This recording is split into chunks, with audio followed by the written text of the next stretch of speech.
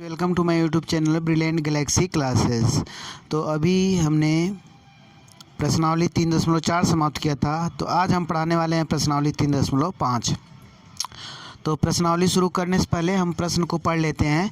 निम्न रैखिक समीकरणों के युग्मों में से किसका एक अद्वितीय हल है, किसका कोई हल नहीं है, या किसके अपरिमित रूप से अनेक हल है।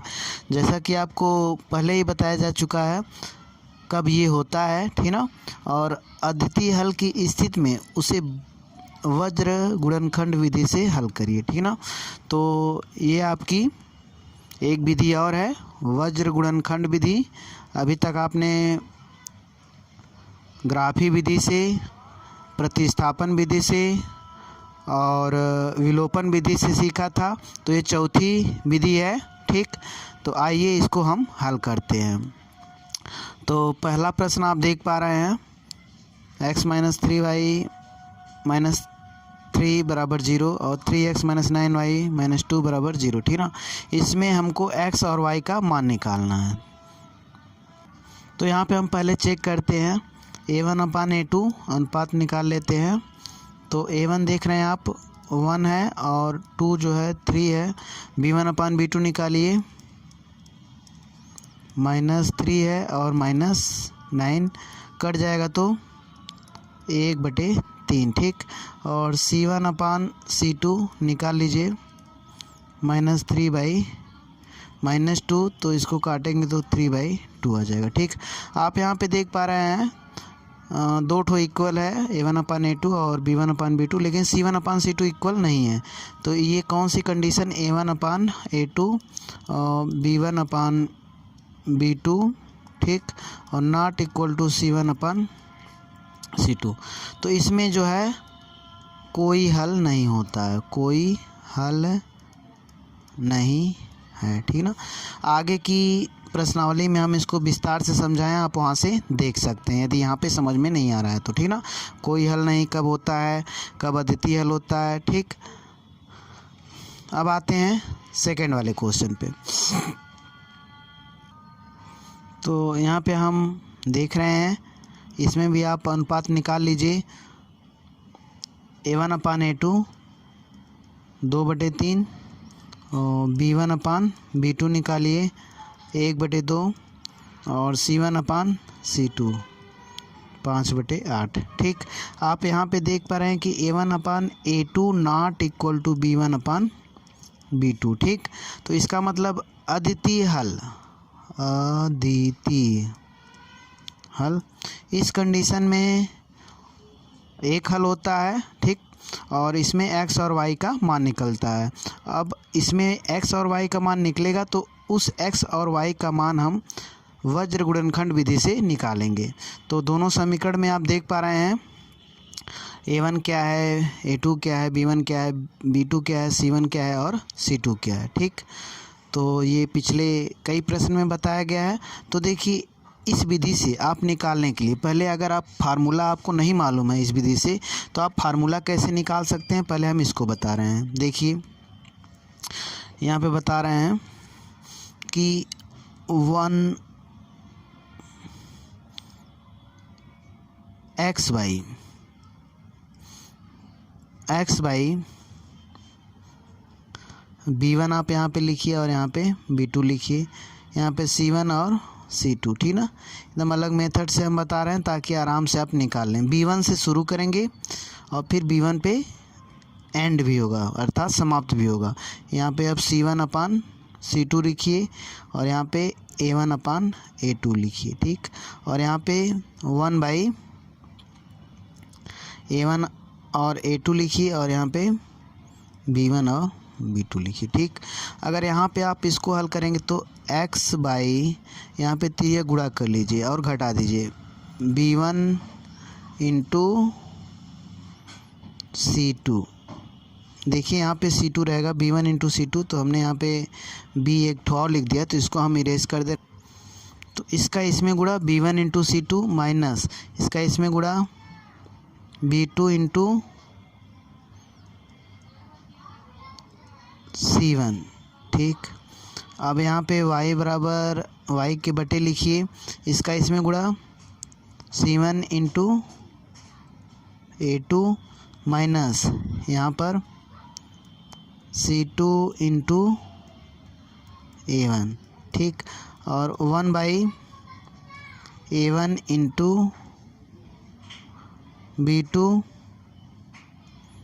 माइनस A2 और B1। देखिए इसका इसमें गुणा, तो आप देख पा रहे हैं ये कैसे बना हुआ है। इसका इसमें गुणा, फिर माइनस लगाएंगे और इसका इसमें गुणा, फिर इसका इसमें गुणा, माइनस लगाएंगे, इसका इसमें गुणा, ऐसे बना हुआ फार्मूला। तो आपको याद करने में भी आसानी होगी। अब इसी पे मान रख देंगे, ठीक। तो इसी पे आप मान रखेंगे, तो यहीं पे रख दे रहे हैं क्योंकि x बाई, ठीक। यहाँ पे B1 की वैल्यू आप देख पा रहे हैं 1 है, और C2 की वैल्यू C2 8 है, तो 8 से आप गुणा कर दीजिए 1 में, ठीक। माइनस यहाँ पे B2 कितना है 2 है, और C1 कितना है 5 है, ठीक। बराबर यहाँ पे y के बटे, देखिए C1 और इंटू A2 है, तो C1 5 है और A2 3 है, ठीक। यहाँ से आप निकाल लीजिए सब, यहाँ पे जो दिया गया है देख पा रहे हैं सब यहाँ पे वैल्यू, ठीक। ये A1 होता है, ये A2 होता है, ये B1 होता है, ये B2 होता है, ये C1 होता है और ये C2 होता है। ये A1 आप x का गुणांक लेंगे, A2 आप x का गुणांक लेंगे अर्थात 3 को लेंगे। B1 जो है आप y का गुणांक लेंगे, y का गुणांक यहाँ पे 1 है, ठीक ना, कुछ नहीं रहता तो 1 माना जाता है। और यहाँ पे y का गुणांक 2 है, और यहाँ पे C1 5 है और C2 8 है। तो यहाँ पे देखिए एक चीज़ मैं आपको बता देना चाहता हूँ कि अगर आप समीकरण को इस रूप में लिखे हैं, ठीक ना, तब यहाँ पे आप माइनस लगाइएगा, ठीक ना, नहीं तो प्लस माइनस की आपकी गड़बड़ी होगी, ठीक। तब ये फार्मूला यूज करके लगाइएगा। अगर आपने समीकरण को इस रूप में लिखा है तो आप यहाँ पे केवल पॉजिटिव वैल्यू लेके लगाइएगा। हमने देखिए यहाँ पे इस रूप में रख के जो है हल करने जा रहे हैं, तो अब आप यहाँ पे माइनस लगाना ज़रूरी हो जाता है, तो यहाँ पे आप माइनस कर दीजिए, नहीं तो उत्तर गलत आएगा, ठीक ना, प्लस माइनस का डिफरेंट होगा, ठीक ना। तो आप ये चीज़ समझ लीजिए। यदि आपने इस रूप में 2 चर वाले रैखिक समीकरणों को लिखा है तो आप यहाँ पे माइनस लगाएंगे। अगर इस रूप में व्यापक रूप में रख के लगा रहे हैं तब आप यहाँ पे प्लस रख के फार्मूला बना के फिर लगा सकते हैं, ठीक। तो यहाँ पे देखिए अब यहाँ पे आपके माइनस होगा, ठीक।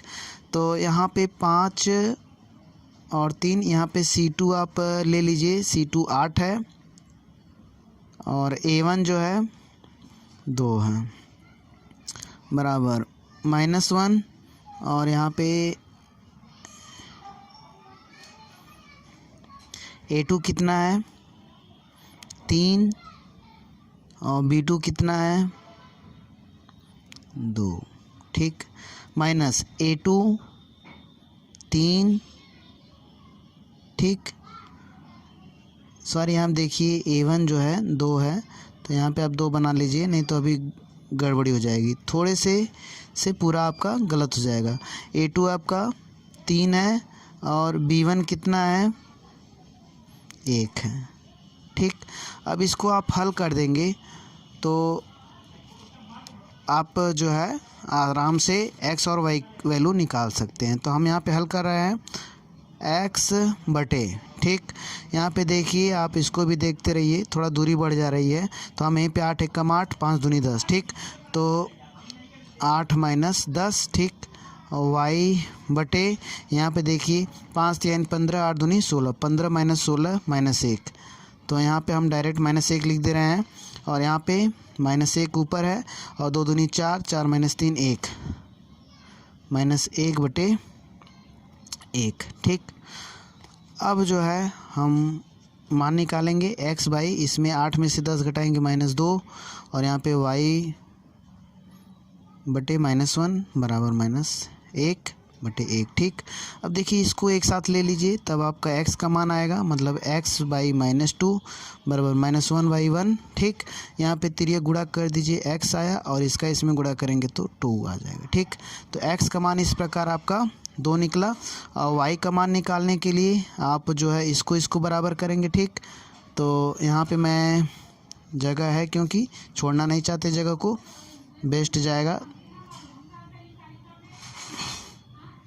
तो यहाँ पे आप इसको और इसको बराबर ले लीजिए, y/-1 इक्वल टू -1/1, तिरिया गुणा करेंगे तो y बराबर 1 आ जाएगा ठीक। तो आप देख पा रहे हैं x बराबर 2 और y बराबर 1 मिल गया ठीक। तो इस प्रकार जो है वज्र गुणनखंड विधि से हम हल करेंगे। तो आते हैं अगले प्रश्न पे।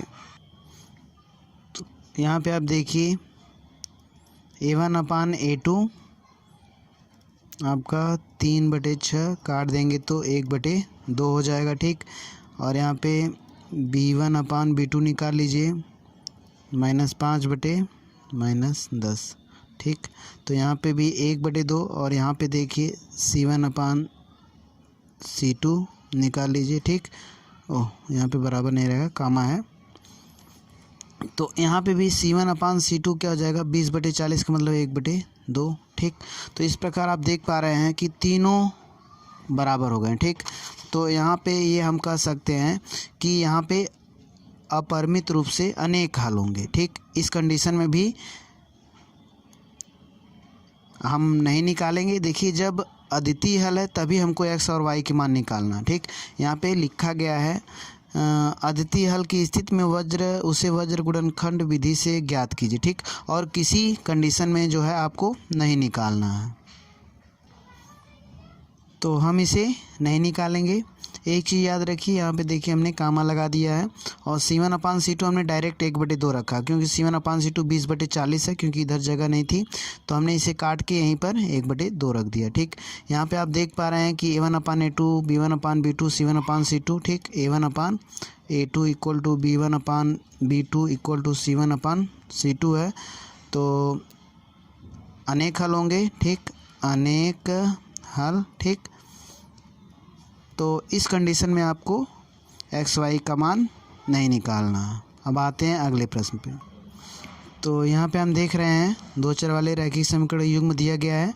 यहाँ पे हम पहले चेक करते हैं a1/a2 अनुपात निकाल के 1/3 b1/b2 -3/-3। तो यहीं पे देखिए दोनों बराबर नहीं है ठीक।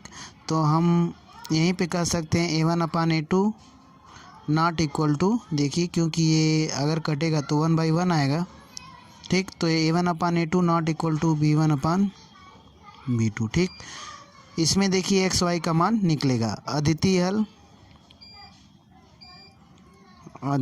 हल ठीक, अर्थात या केवल कह दें केवल एक हल ठीक। इसमें एक्स और वाई का मान निकलेगा। अब हम उसे निकालेंगे। देखिए ये इस रूप में लिखा गया है ठीक, व्यापक रूप में लिखा गया है। तो इसमें आप -1 ना लगा के फार्मूला कौन सा यूज़ करेंगे, देखिए यहाँ पे x बाई b1 से शुरू करेंगे, b1 b2 और c1 c2 बराबर y/c1 c2 और a1 a2। ये फार्मूला बनाने का नियम है। यहाँ पे अब 1 लेंगे, -1 मत लीजिएगा ठीक ना, ये जिस हिसाब से आप इसको रख रहे हैं ठीक ना। यहाँ पे हम व्यापक रूप लेके मान निकालने का प्रयास कर रहे हैं, तो यहाँ पे 1 रखेंगे ठीक। अब यहाँ पे a1 a2 और b1 b2 ठीक। अगर हम फार्मूला बनाएं तो x बाई यहाँ पे b1 c2 minus b2 c1 बराबर y by c1 a2 minus c2 a1 1 by a1 a2 a1 b2 है, a1 b2 माइनस a2 और b1 ठीक ना। यहाँ पे अब हम मान रखेंगे, तो यहाँ पे मान रख रहे हैं। देखिए एक्स बाई, ठीक, B1 का मान B1 -3 है, ठीक। C2 आप रख दीजिए, C2 -15, ठीक। और फिर माइनस B2 कितना है, -3 है। देखिए -B2 का मान -3 आप रखेंगे, ठीक। और C1 का मान -7, ठीक। ये हो गया। अभी इसमें आपको रखना है C1 का मान -7, ठीक। और A2 का मान 3, और फिर माइनस C2 का मान -15, ठीक। और A1 का मान 1, ठीक ना। तो देखिए इसी में तो आपका फिनिश हो गया, तो इससे कोई दिक्कत नहीं है। आप इधर थोड़ा सा लिख दें, कोई दिक्कत नहीं है, ठीक। 1/, यहाँ पे रख दीजिए। A1 कितना है, 1 है। और B2 कितना है, B2 आपका -3 है, ठीक। और फिर माइनस A2 कितना है, 3। और लास्ट में B1 1 है। B1 जो है -3 है, माइनस और 3, ठीक। इसी को अब हम हल करेंगे, ठीक। देखिए आप एक भी मान अगर गलत रखते हैं तो आपका पूरा उत्तर गलत हो जाएगा। इसका इसमें गुणा करेंगे तो 15 × 45, ये 45 हो गया। इसका इसमें गुणा करेंगे तो देखिए माइनस माइनस प्लस, 7 × 21 तो -21, ठीक। बराबर y बटे 7 × 21 -21, माइनस माइनस प्लस 15, ठीक। और बराबर 1 बटे, देखिए यहाँ पे हमने प्लस लगाया है और बताया भी हमने यहाँ पे क्यों प्लस, और जो दूसरा पहले का दूसरा पार्ट किए हैं वहाँ पे क्यों माइनस लगाए हैं, ठीक। आपको बताया भी गया है तो इसलिए भूलिएगा मत। -3 और यहाँ पे +9, ठीक। अब इसको हम हल कर सकते हैं आराम से। x बाई अगर नीचे 45 - 21 करेंगे, देखिए 45 - 21 तो घटा दीजिए, 5 में से 1 घटाएंगे 4, और 4 में से 2 घटाएंगे 2, ठीक। बराबर y बटे और 15, और ये है -6 हो जाएगा, ठीक। इसको हल करेंगे तो -6 आएगा, और इसको करेंगे तो +6 आएगा,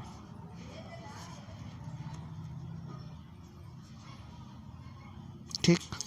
अब इससे हम x और y की वैल्यू आराम से निकाल सकते हैं। तो यहाँ पे x का मान निकालने के लिए आप जो है इसके बराबर इसको लेंगे, x/24 = 1/6, ठीक।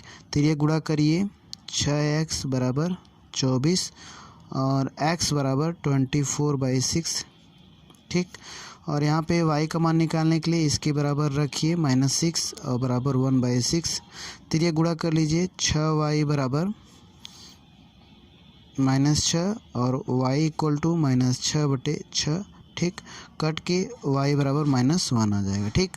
तो इस प्रकार आप देख पा रहे हैं y बराबर और x बराबर आपको मिल गया, ठीक। अब आते हैं अगले प्रश्न पे। तो इसमें देखिए a और b के मान किन मानों के लिए निम्न रैखिक समीकरणों के युग्म के अपरिमित रूप से अनेक हल होंगे, ठीक ना। तो अनेक हल के लिए आप कंडीशन जानते हैं, तो यहाँ पे आप लिखेंगे, देखिए 2 चर वाले रैखिक समीकरण युग्म के अनेक हल हैं, तो आप अनेक हल के लिए जानते हैं क्या कंडीशन होती है, A1/A2 = B1/B2 = C1/C2, ठीक। देखिए जब अनेक हल होते हैं तो ये कंडीशन फॉलो होती है।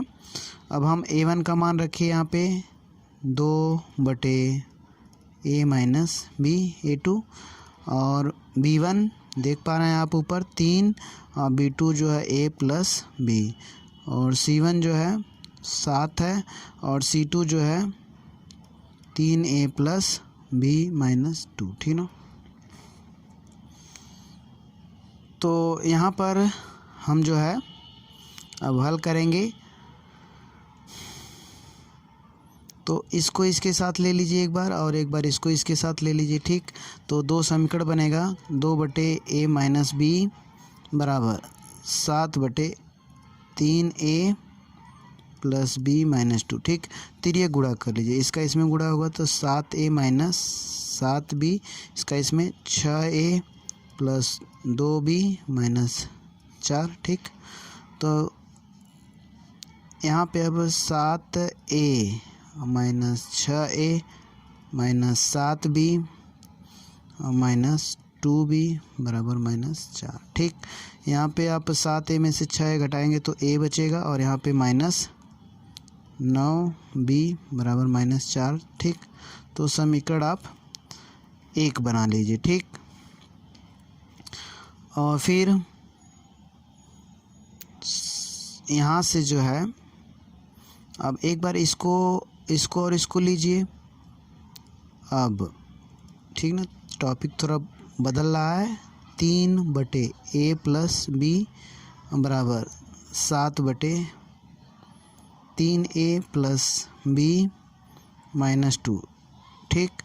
अब यहाँ से आप तिर्यक गुणा कर दीजिए। यहाँ पे 3 का इसमें 7 का इसमें 7a प्लस 7b और 9a प्लस 3b माइनस 6, ठीक। अब यहाँ पे 7a minus 9a plus 7b minus 3b बराबर माइनस 6। अब यहाँ पे 7a में से 9a घटाएंगे माइनस 2a, और यहाँ पे प्लस 4b, ठीक, बराबर माइनस 6। तो ये आपका समीकरण, देखिए आप इसको छोटा भी कर सकते हैं। दो अगर दोनों तरफ 2 से भाग दे दिया जाए तो माइनस a प्लस 2b बराबर माइनस 3, ठीक ना। 2 से दोनों तरफ भाग देंगे, इसमें 2 पद है तो दोनों में 2 से भाग देंगे। देखिए अगर हम इसमें 2 से भाग देंगे इस पद में तो माइनस a बचेगा, इसमें भाग देंगे तो 2b बचेगा, और इसमें भाग देंगे तो माइनस 3 बचेगा, ठीक ना। यहाँ पे आप लिख सकते हैं दोनों पक्षों में 2 से भाग देने पर, ठीक ना। तो यहाँ पे आप लिख सकते हैं। अब देखिए ये समीकरण 2 बन गया। अब समीकरण 1 और 2 से आप ए बी का मान निकाल लेंगे। देखिए अब हम लिख लेते हैं, तो समीकरण 1 और समीकरण 2 से, ठीक ना, उतार रखा हमने समीकरण 1 2। यहाँ पे देखिए जोड़ दीजिए, 1 कट जाएगा, और यहाँ पे -7b इक्वल टू -7, ठीक।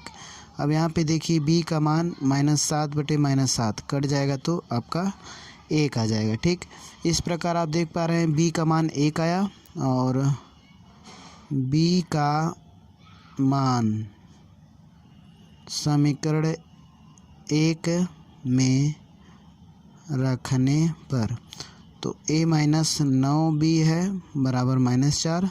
तो b का मान 1 रखिए आप, देखिए a है और ये 9 है, 9 गुणे 1 -4, ठीक। ये इधर जाएगा तो a बराबर -4, और ये इधर गया तो +9, ठीक, बराबर 5, ठीक। a की वैल्यू आपको 5 मिल गई। तो इस प्रकार a और b की वैल्यू आ गई। अब आते हैं अगले प्रश्न पे। तो दूसरे का दूसरा पार्ट देखिए, k की किस मान के लिए निम्न रैखिक समीकरण के युग्म का कोई हल नहीं है। ये समीकरण दिया गया है, देखिए a1 a2 b1, यहाँ पे देखिए b1 है और यहाँ पे b2 है और यहाँ पे c1 c2, ठीक ना। तो हमें k का ऐसा मान निकालना है जिससे कोई हल ना मिले, ठीक ना। k के किस मान के लिए रैखिक समीकरण के युग्म का कोई हल नहीं है, ठीक। तो अब आते हैं, इसको लगाते हैं। तो ये आप समीकरण देख पा रहे हैं, 3x + y = 1 समीकरण 1, और यहाँ पे समीकरण 2 लिखा गया है। तो हमें k का ऐसा मान निकालना है जिससे रैखिक समीकरण युग्म का कोई हल ना निकले, ठीक। तो यहाँ पे जगह कम है, हम पीछे इसे लगा देते हैं। देखिए रैखिक समीकरण युग्म का कोई हल नहीं है, तो a1/a2 b1/b2 और c1/c2 होगा। तो आप यहाँ पे मान रखना शुरू कर दीजिए। a1 3 है, जो समीकरण दिखाए हैं आप उसे लिख सकते हैं, या तो बुक आपके पास होगी। a2 जो है 2k-1 और b1 जो है 1 है और b2 जो है k-1 है, ठीक। और c1 जो है 1 है और यहाँ पे 2k+1 है, ठीक। तो देखिए आप इसी से निकाल सकते हैं। यहाँ पे देखिए एक गड़बड़ी हो रही है, कोई हल नहीं के लिए आपका यहाँ पे नॉट होता है, कोई हल नहीं तब होता है, ठीक। तो यहाँ पे ये कंडीशन है, तो आप k की वैल्यू यहीं से निकाल सकते हैं, ठीक। इसकी ज़रूरत ही नहीं पड़ेगी। तो यहाँ पर हम तिर्यक गुणा कर दें इसका इसमें 3k-3 और इसका इसमें कर दें 2k-1, ठीक। अब 3k और ये इधर जाएगा तो 2k, ये -1 है, ये इधर जाएगा तो +3 2, ठीक है। तो 3k में से 2k घटाइए तो k आ गया, तो अर्थात k की वैल्यू आपको कितना मिल गई, 2 मिल गई, ठीक। अब आते हैं अगले प्रश्न पे। तो तीसरा प्रश्न देखिए, निम्न रैखिक समीकरणों के युग्म को प्रतिस्थापन एवं वज्र गुणनखंड विधियों से हल कीजिए, ठीक। किस विधि से आप अधिक उपयुक्त मानते हैं। देखिए प्रतिस्थापन विधि से तो हमने पिछला कई प्रश्न लगाया है, तो हम प्रतिस्थापन से नहीं केवल वज्र गुणनखंड विधि से हम इसे हल करेंगे। और प्रतिस्थापन से आप हल कर लीजिएगा, दोनों में उत्तर सेम आएगा। यदि दोनों में उत्तर सेम नहीं आ रहा है तो आप प्रतिस्थापन विधि से समझिए गलत कर रहे हैं, ठीक ना। तो हम केवल वज्र गुणनखंड विधि से लगाएंगे, ठीक। और आप स्वतः प्रतिस्थापन विधि से कर लीजिएगा, ठीक। तो आइए इसे लगाते हैं। तो आप यहाँ पे तीसरा प्रश्न देख पा रहे हैं, इसको हमको 2 विधि से करना है, लेकिन आपके लिए एक विधि आपको छोड़ देंगे, ठीक ना। यहाँ पे देखिए वज्र गुणनखंड विधि से हम निकाल रहे हैं, तो आप फार्मूला बनाने के लिए पहले x/b1 b2 a1 a2 equal to y/a1 a2, ठीक। यहाँ पे देखिए थोड़ा सा गड़बड़ी हो गई, ये c1 है तो इसको आप देखिए b के बाद c आता है, तो यहाँ पे आप c1 रख दें और यहाँ पे c2, ठीक ना। यहाँ पे c2 से c1 c2 से शुरू होगा, यहाँ देखिए c1 और c2, ठीक। b1 b2 c1 c2, यहाँ पे फिर c1 c2 और यहाँ पे a1 a2, ठीक। देखिए ये समीकरण किस रूप में है, तो यहाँ पे आप कौन सा फार्मूला लगाएंगे, माइनस वाला लगाएंगे, -1/a1 a2 और b1 b2, ठीक। अब यहाँ से आप x बाई लिख दीजिए b1 c2 b1 और c2 minus b2 c1 equal to y/c1 a2, इसका इसमें गुणा, ठीक। इसका इसमें और इसका इसमें, ठीक ना। तो देखिए -c2 और a1, ठीक, बराबर -1, यहाँ पे a1 b2 minus a2 b1, ठीक। अब x बटे कर दीजिए, b1 कितना है 5 और c2 कितना है 4 माइनस b2, तो हमने देखिए यहाँ पे लिख दिया, ठीक ना, रिज्यूम करके ताकि टाइम कम लगे। x/5 चौक को 20 माइनस 2 9 18, ठीक, बराबर y/ लिख लीजिए, ठीक, 9 चौक को 36, ठीक। ये देखिए लास्ट लाइन है और यहाँ पे 4/32, ठीक, बराबर -1/, इसको हल करेंगे तो 8 दूनी 16 माइनस 3 5 15, ठीक। अगर यहाँ पे देखेंगे तो 2 आएगा और यहाँ पे 4 आएगा और यहाँ पे 1 आएगा, ठीक। तो हम ऊपर लिख दे रहे हैं x/2 y/, 4 इक्वल टू -1/1। ठीक, अब यहाँ से आप हल कर लीजिए, इसको इसके साथ लीजिए, x/2 इक्वल टू -1/1। ठीक, x बराबर -2। ठीक, अब यहाँ पर जो है इसको ले रहे हैं y/4 इक्वल टू -1/1। ठीक, यहाँ पे अब हल करिए, इसको इसके साथ गुणा करेंगे y, इसका इसके साथ -4। ठीक, तो आप यहाँ पे देख पा रहे हैं कि x बराबर -2, y बराबर कुछ गड़बड़ी लग रही है। तो यहाँ पे देखिए एक चीज़ हमने गलत किया है, a2 यहाँ पे देखिए 2 है, सॉरी 3 है, a2 3 हमने यहाँ पे 4 रखा है। ठीक, यहीं से गड़बड़ी हो रही है, तो इसे आप 3 कर लीजिए। ठीक, तो यहाँ पे देखिए आप 3 रखिए, 3 रख दें, गलत हो गया था। तो 9 3 जा 27। ठीक, अब 27 में से अगर -32 हल करेंगे तो यहाँ पे जो वैल्यू आएगी y/-5 आएगी। ठीक, -5। ठीक, तो अब जो है यहाँ पे -5 आप कर लीजिए। अब हल करेंगे तो इसका इसमें गुणा तो आपका 4 की जगह 5 हो जाएगा। तो y इक्वल टू -5 गुणे -1 बराबर 5 आ जाएगा, y बराबर 5। ठीक, तो इस प्रकार x बराबर -2 और y बराबर 5 निकला। अब आते हैं अगले प्रश्न पे। तो चौथा प्रश्न आप देख पा रहे हैं, निम्न समीकरणों को आपको समीकरण बना के हल करना है। निम्न समस्याओं में रैखिक समीकरणों के युग्म बनाइए और उनके हल यदि उनका अस्तित्व हो किसी बीजगणितीय विधि से ज्ञात करिए। देखिए, आपको किसी बीजगणितीय विधि से आपको निकालना है, ग्राफी विधि से लिखा नहीं है।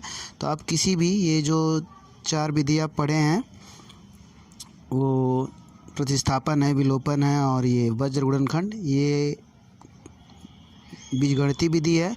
तो आपको इसमें से किसी विधि से हल करना है। तो देखिए, एक छात्रावास के मासिक व्यय का एक भाग नियत है तथा शेष इस पर निर्भर करता है कि छात्र ने कितने दिन भोजन लिया है।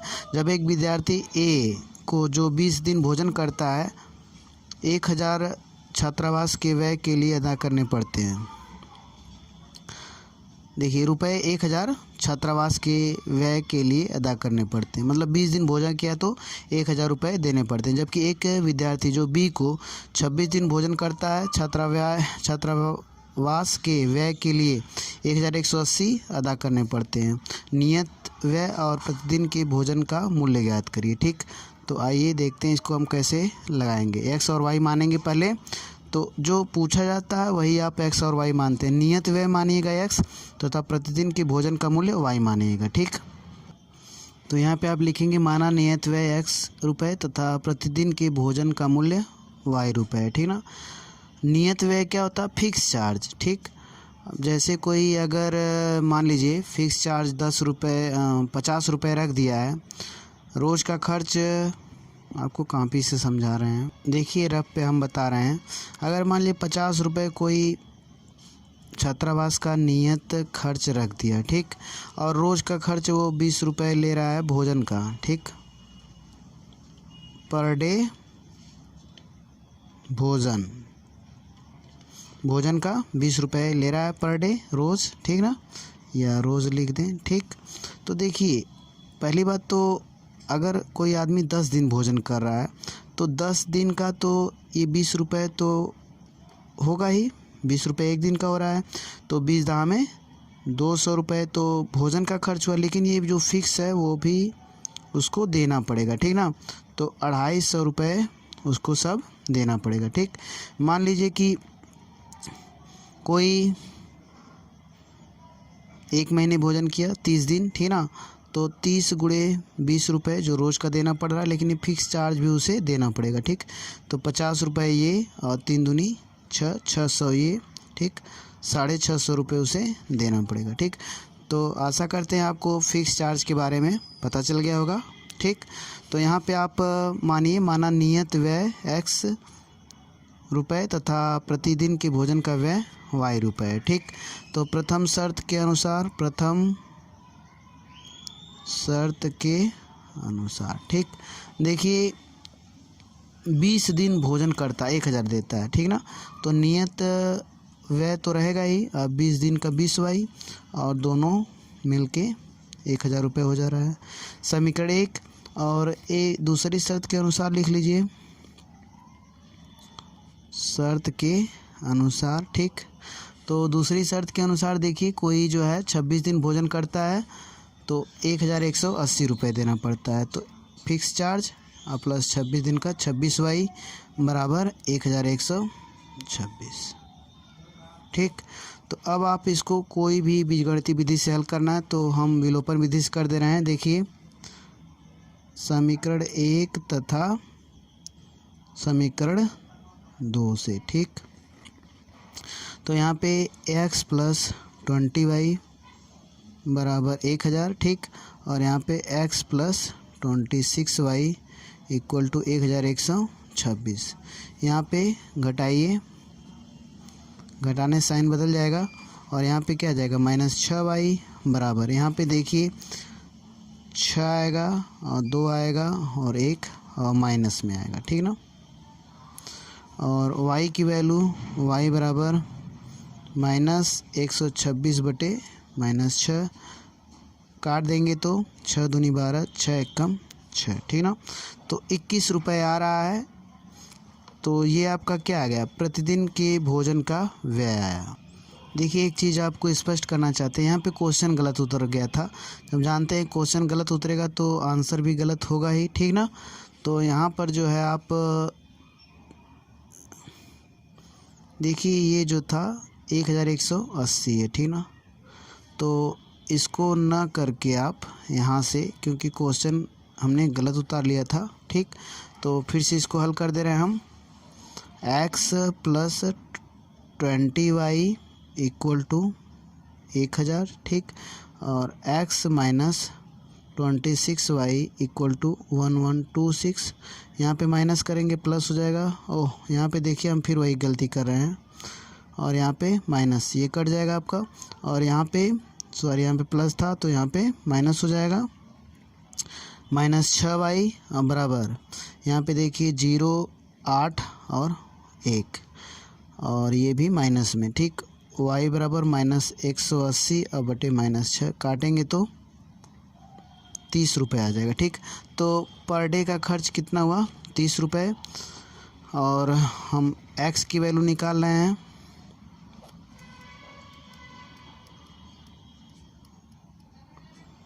एक में रखने पर तो एक क्या है, x प्लस 20y बराबर 1000। y का मान 30 आया है तो x plus 20 into 30 equal to, ये देखिए 1000 होगा, 1000 आप कर दीजिए। ठीक, x प्लस 2 3 6 और 600 बराबर 1000। तो x बराबर यहाँ से आप निकाल लीजिए 1000 माइनस 600 बराबर 400। तो x बराबर 400। ठीक, तो x माने क्या थे, नियत व्यय। ठीक है, तो नियत व्यय आपका 400 रुपये और यहाँ पे भोजन पर प्रतिदिन का व्यय। ठीक ना, यहाँ पे लिख लीजिए भोजन का प्रतिदिन पर व्यय। ठीक ना, तो 30 रुपये, उसको जो है एक दिन का भोजन पे 30 रुपये देना पड़ रहा है। ठीक, अब आते हैं अगले प्रश्न पे। यहाँ पे आप देख पा रहे हैं 1 भिन्न 1/3 हो जाती है जब उसके अंश से 1 घटाया जाता है, और वह 1/4 हो जाती है जब हर में 8 जोड़ दिया जाता है, वह भिन्न ज्ञात कीजिए। ठीक ना, तो यहाँ पे इसे अब हल करते हैं। तो देखिए माना भिन्न x/y है, तो प्रथम शर्त के अनुसार 1/3 हो जाती है जब उसके अंश में 1 घटाया जाता है। ठीक ना, तो x/y, अगर इसमें से हम 1 घटा देते हैं तो भिन्न कितनी हो जाती है, 1/3। ठीक, तो ये गुणा कर लीजिए 3x माइनस 3 बराबर y, या तो 3x माइनस y बराबर, ये 3 इधर जाएगा तो 3। ठीक, यहाँ पे समीकरण 1। ठीक, अब दूसरी शर्त के अनुसार देख लीजिए, जब उसके हर में 8 जोड़ दिया जाता है, देखिए x बटे वाई थी, अगर हर में 8 जोड़ेंगे तो भिन्न 1/4 हो जाती है। ठीक, तो इसको आप हल करेंगे 4x बराबर, इसका इसमें गुणा होगा तो y प्लस 8। ठीक, तो 4x माइनस वाई बराबर 8, तो ये आपका समीकरण 2 हो गया। ठीक, अब हम समीकरण 1 और 2 से हल, तो देखिए ये समीकरण हमें मिला। यहाँ पे हर क्वेश्चन में लगभग विलोपन विधि लगाना उचित हो रहा है, तो हम विलोपन विधि से ही कर रहे हैं, जल्दी हो जा रहा है। माइनस, यहाँ पे प्लस, यहाँ पे माइनस, ये कट जाएगा। देखिए यहाँ पे माइनस x होगा, यहाँ पे इसको हल करेंगे तो क्योंकि 4x का साइन हम माइनस लेंगे, यहाँ पे प्लस। ठीक, बराबर -5। ठीक, x बराबर 5। अब x का मान समीकरण 1 में रखने पर, ठीक ना, तो 3x माइनस वाई बराबर 3, और यहाँ पे x का मान 5 आप रख दीजिए, माइनस वाई बराबर 3। ठीक, तो माइनस वाई बराबर 3 × 15 इधर जाएगा, 3 माइनस 15। ठीक, यहाँ पे क्या होगा, -12 माइनस वाई। ठीक, तो y बराबर 12 होगा। ठीक, तो इस प्रकार आप भिन्न पाएंगे, जो भिन्न होगी वो x बटे वाई माना था हमने, तो x बराबर 5 और y बराबर 12। ठीक, तो 5 बटे 12 आपका भिन्न हो जाएगा। ठीक, अब आते हैं अगले प्रश्न पे। तो यहाँ पे देखिए, यश ने एक टेस्ट में 40 अंक अर्जित किए जब उसे प्रत्येक सही उत्तर पर 3 अंक मिले, और तथा अशुद्ध उत्तर पर 1 अंक की कटौती की गई। मतलब सही उत्तर दे रहा है तो 3 अंक मिल रहा है, और गलत पे 1 अंक कट रहा है, तो 40 नंबर वो पा गया। ठीक, और दूसरे कंडीशन में सही उत्तर पे 4 अंक मिल रहे हैं और अंक कटौती हो रही है गलत पे 2 अंक। ठीक, तो उसे 50 अंक अर्जित किए। ठीक, तो टेस्ट में कितने प्रश्न थे? ठीक, आइए इसको हम हल कर। देखिए, प्रथम शर्त के अनुसार सही अंक पे उसे 3 अंक मिल रहे हैं, क्योंकि यक्स उसने सही उत्तर दिया है, तो 3x पूरा नंबर मिलेगा सही प्रश्न के लिए। लेकिन नंबर कटौती भी हो रही है, ठीक ना, 1 नंबर कट रहा है, y प्रश्न उसने गलत दिए हैं, तो 1 नंबर एक प्रश्न के लिए कट रहा है, तो y क्वेश्चन के लिए y नंबर कटेगा, तब नंबर पा रहा है वो 40। ठीक, तो एक समीकरण आपका बन गया। ठीक, दूसरी शर्त के अनुसार देखिए, दूसरी शर्त के अनुसार अगर वो सही उत्तर जो है x दिया है, लेकिन सही उत्तर के लिए 4 अंक मिल रहे हैं, तो 4x उसका पूरा नंबर हो गया। ठीक, लेकिन गलत के लिए नंबर भी कट रहा है, और कितने अंक कट रहे हैं, 2, तो 2y नंबर उसका कट जाएगा, और टोटल नंबर मिले हैं कितने, 50। ठीक, अब यहाँ पे हम इसको छोटा भी कर सकते हैं, 2 कॉमन ले लीजिए, 2x माइनस वाई बराबर 50, और 2x माइनस वाई बराबर 50 बटे 2 कट जाएगा तो 25 आ जाएगा। ठीक, इस प्रकार आपको क्या मिला, 2x माइनस वाई बराबर 25। ठीक, समीकरण 2। अब हम समीकरण 1 तथा 2 से हल करते हैं। तो यहाँ पे देखिए, समीकरण 1 तथा 2 को हमने उतार रखा है, यहाँ पे हल कर रहे हैं, घटाएंगे प्लस, और यहाँ पे माइनस, यहाँ पे माइनस, ये कट जाएगा, और यहाँ पे x बराबर 40 में से 25 घटेगा 15। ठीक, तो x उसने सही उत्तर दिया था, तो x का मान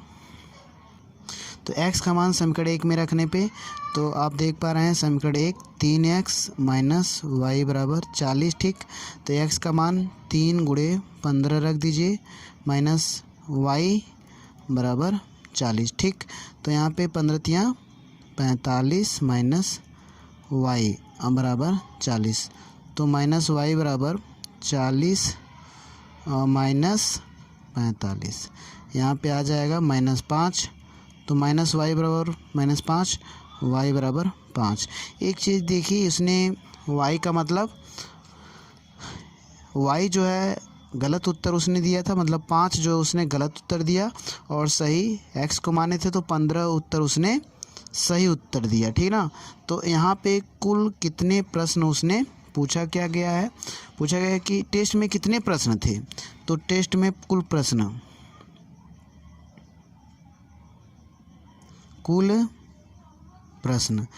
तो 15 और प्लस 5 बराबर 20। ठीक, तो टेस्ट में कुल 20 प्रश्न थे। ये आपका उत्तर हो गया। अब आते हैं अगले प्रश्न पे। तो यहाँ पे आप प्रश्न देख पा रहे हैं, एक राजमार्ग पर दो स्थान ए और बी 100 किलोमीटर की दूरी पर हैं। ठीक ना, दो स्थान ए बी। एक कार ए से तथा दूसरी कार बी से एक ही समय चलना प्रारंभ करती है। यदि ये कारें भिन्न भिन्न चालों से एक ही दिशा में चलती हैं तो वे 5 घंटे पश्चात मिलती हैं। यदि वे विपरीत दिशा में चलती हैं तो 1 घंटे के पश्चात मिलती है। दोनों कारों की चाल ज्ञात करिए। देखिए यहाँ पे पहले हम मानेंगे, माना तेज रफ्तार वाली कार की चाल x किलोमीटर प्रति घंटा तथा धीमे रफ्तार वाली कार की चाल y किलोमीटर प्रति घंटा है। ठीक ना, अब देखिए इसको हम पहले ग्राफ से समझा दें पेपर पे, अदर पेपर पे। देखिए एक कार यहाँ पे खड़ी है, देखिए दो कार बनी है। मान लीजिए यहाँ पे एक कार खड़ी है और यहाँ पे दूसरी कार, ये तेज़ चलती है। ठीक, और ये धीमे, इससे धीमे चलती है। ठीक, तो 5 घंटे में तेज़ चलने वाली रफ्तार इसको जो है पकड़ लेती है। तो मान लीजिए 5 घंटे में ये वाली कार यहाँ पे दोनों मिल जाएंगी। ठीक, इस साइड दोनों जा रही हैं, एक ही दिशा में जा रही है। ठीक, तो यहाँ पे दोनों मिल गई। ठीक, और ये इन दोनों के बीच की दूरी कितनी है? 100 किलोमीटर पहले से इसके बीच की दूरी है। 100 किलोमीटर इसके बीच की दूरी है। ये एक ही स्थान, इस स्थान से दोनों एक ही समय पे चलना शुरू कर देते हैं। ठीक, तो यहाँ पे जाके मिलते हैं। ठीक ना, मतलब कार ये 1 है और ये 2 है। ठीक, तो यहाँ पे 1 और 2 कार जो है मिल जाते हैं। ठीक, मतलब कि ये छोटी वाली कार तेज़ चलती है, इसको पकड़ लेती है। ठीक, तो कहा गया है कि अब इसके लिए समीकरण क्या बनेगा। देखिए यहाँ पे जब पकड़ लिया तो छोटी वाली कार को, कार की स्पीड हमने क्या माना है, कार की स्पीड मान लीजिए ये x से चलती है, तेज़ रफ्तार वाली x चलती है और ये y किलोमीटर इसकी रफ्तार है, y किलोमीटर पर आवर। ठीक, और ये x किलोमीटर पर आवर। ठीक, तो देखिए ये 5 घंटे में तो कितना चलेगी, 5 घंटे में 5x चलेगी ये वाली कार, 5 घंटे में 5x किलोमीटर, और ये 5 घंटे में कितना चलेगी, 5y किलोमीटर। ठीक, लेकिन ये तो इसको पकड़ ली। ठीक ना, इसको केवल 100 किलोमीटर ज़्यादा चलना पड़ा ना, यही दूरी तो ज़्यादा उसको कवर करनी पड़ी। तो 5x जो है इससे 5y से जो है 100 किलोमीटर अधिक होगा। ठीक ना, तो इसको आप लिखेंगे क्योंकि हमने ग्राफ से समझा दिया।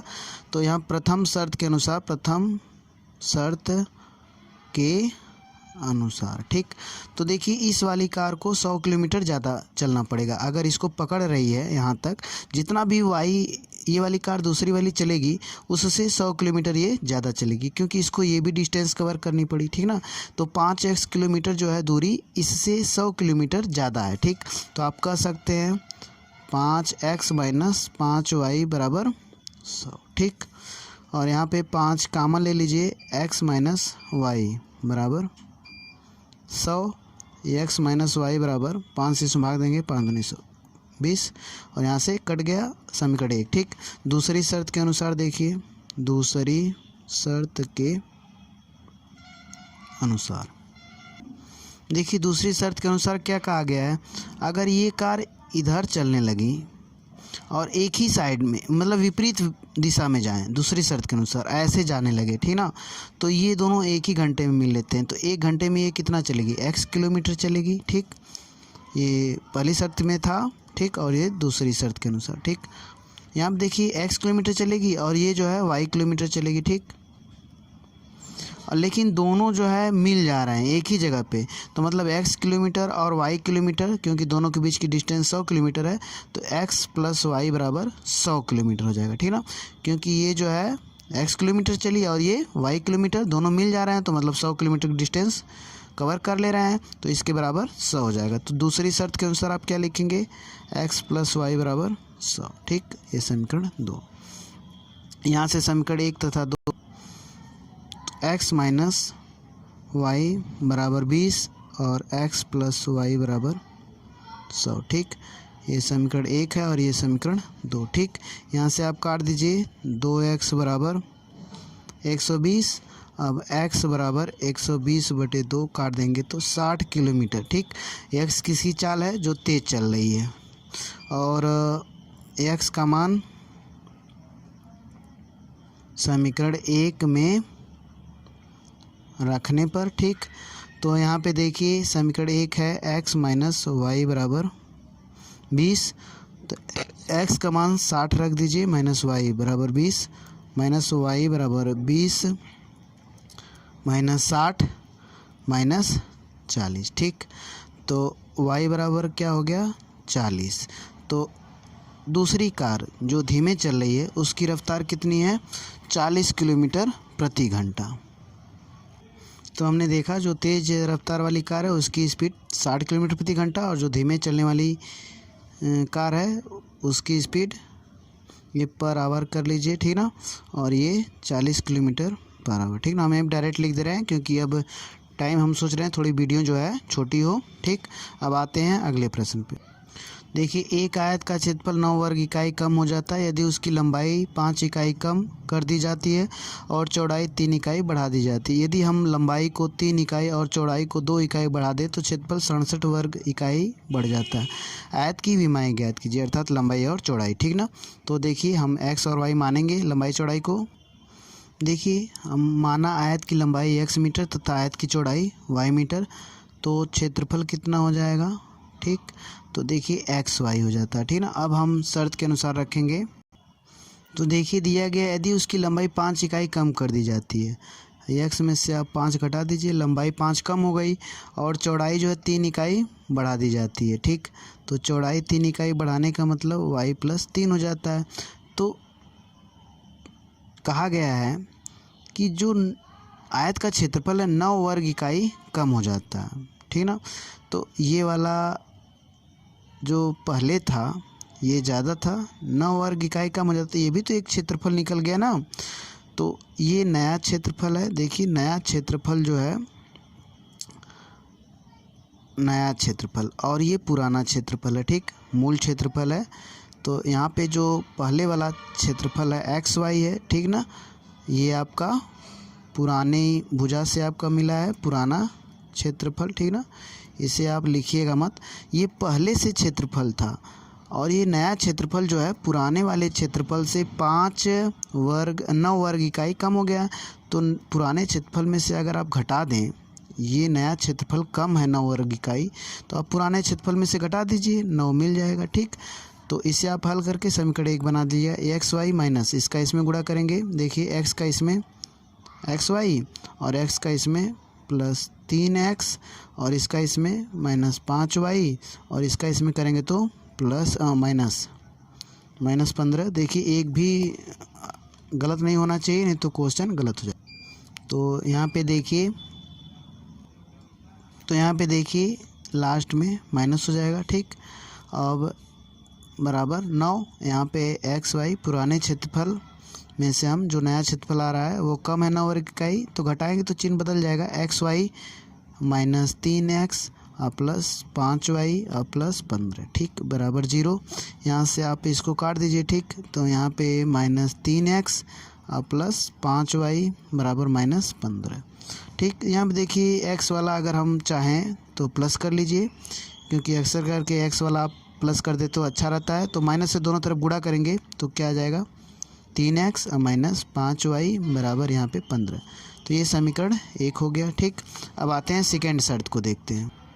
देखिए जो अब कहा गया है कि यदि हम लंबाई 3 इकाई बढ़ा दें और चौड़ाई को 2 इकाई बढ़ा देते, दोनों तरफ बढ़ा, तो क्षेत्रफल 67 वर्ग इकाई बढ़ जाता है। ठीक ना, तो 67 वर्ग इकाई बढ़ जाता। अब नया क्षेत्रफल आपका बढ़ जा रहा है। ठीक ना, तो नया क्षेत्रफल अब इस कंडीशन में दूसरी शर्त में बढ़ जा रहा है। ठीक, अब पुराने क्षेत्रफल से, ठीक, तो पहले के क्षेत्रफल से उसको हमने पुराना नाम दे दिया है, तो पुराना क्षेत्रफल हम लिख दे रहे हैं। ठीक ना, पुराना क्षेत्रफल, ये समझने के लिए मात्र है। तो नया क्षेत्रफल देखिए, दो भी पहले तो लंबाई 3 बढ़ रही है तो आप 3 कर दीजिए। ठीक, और चौड़ाई भी बढ़ रही है प्लस 2, और ये नया क्षेत्रफल हो गया। पुराना क्षेत्रफल एक्स वाई था और कितना बढ़ जा रहा है? 67। ये ज़्यादा हो जा रहा है तो इसमें से हम पूरा नए क्षेत्रफल में से पुराने क्षेत्रफल को घटाएंगे तो 67 आ जाएगा। ठीक, इसका आप गुणा कर लीजिए, x y plus 2x plus 3y plus 3 दूनी 6 और यहाँ पे माइनस एक्स वाई बराबर 67। यहाँ से आप काट दीजिए, यहाँ पे 2x और प्लस 3y बराबर 67, समीकरण 2। ठीक, अब हम हल करेंगे समीकरण 1 और 2। यहाँ पे देखिए हमने समीकरण 1 बनाते हुए एक छोटी सी गलती कर दिया है।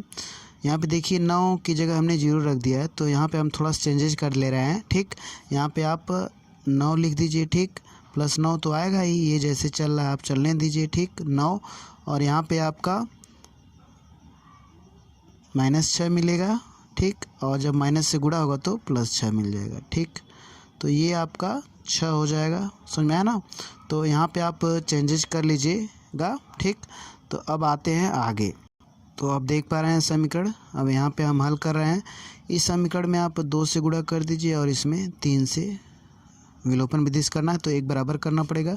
देखिए 2 से गुणा करेंगे 2 3 6x और 2 5 10y। ठीक, 2 6 12 और इसका इसमें तीनों दोनों में जो है 3 से गुणा करेंगे दोनों तरफ, 2 3 6x 3 दूनी 6x और 3 त्रिके 9y। ठीक, अब बराबर 3 7 21 3 6 18 19 20।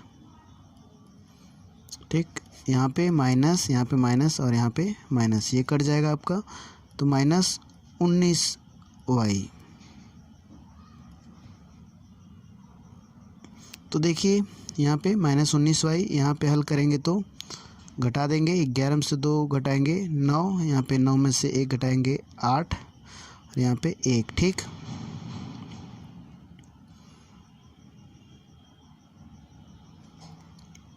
देखिए जल्दी के चलते जो गलती पे गलती होती जा रही है। यहाँ पे देखिए 67 है, यहाँ पे जब 6 इधर आएगा तो आपका 6 घटेगा भी। ठीक ना, तो यहाँ पे 61 हो जाएगा, तो 2x प्लस 3y बराबर 61। ठीक, तो हम ये समीकरण लेके लगाएंगे और वो समीकरण आप भूल जाइए। देखिए तो ये जो लगाए थे क्योंकि नंबर ही गलत था तो ये आपका समीकरण गलत है, हम फिर से इसे लगा रहे हैं। तो ये देखिए समीकरण 1 और 2 हैं, हम इसमें जो है 2 से गुणा कर दे रहे हैं और इसमें 3 से, 2 3 6x और 2 5 10y बराबर 2 6 12। ठीक, इसमें 3 से गुणा करेंगे इस वाले में तो 3 दूनी 6x 3 त्रिके 9y और यहाँ पे 3 1 कम 3 3 6 18। ठीक, ये माइनस माइनस माइनस कट जाएगा। ठीक, यहाँ पे -19y, तो 3 में से 2 घटाएंगे 1 और 8 में से घटाएंगे 7 और 1, तो ये माइनस में। ठीक, तो y बराबर -1 7 1। ठीक, -19 19 9 171, तो 9 हो गई इसकी जो भी माने हैं, चौड़ाई माने हैं, तो y का मान ये आपका चौड़ाई हो गई 9 मीटर। ठीक ना, चौड़ाई मीटर में आप समझ लीजिएगा 9 मीटर। ठीक, y का मान समीकरण 1 में रखने पर। ठीक, तो 3x - 5 बराबर 6। ठीक, तो 3 और x का तो रहने दीजिए, हम ऐसे कर दिए और यहाँ पे देखिए 5y है तो y की जगह आप रखिए 5, y की जगह 9 रख दीजिए। ठीक, बराबर 6, तो 3x - 5 9 45 बराबर 6, 3x बराबर 6 और प्लस 45। ठीक, तो यहाँ पर 3x बराबर 45 6 51। ठीक, x बराबर 51/3 कट जाएगा तो 3 1 कम 3 3 7 21। ठीक ना, तो 17 मीटर क्या आ जाएगा उसकी लंबाई। ठीक, तो आप देख रहे हैं इस प्रकार लंबाई और चौड़ाई निकल गई। ठीक, आशा करते हैं आपको वीडियो पसंद आई होगी। यदि वीडियो पसंद आई तो लाइक शेयर और सब्सक्राइब करें और ज़्यादा जल्दी से जो है लास्ट क्वेश्चन में ज़्यादा मिस्टेक हुई तो thank you for watching my videos.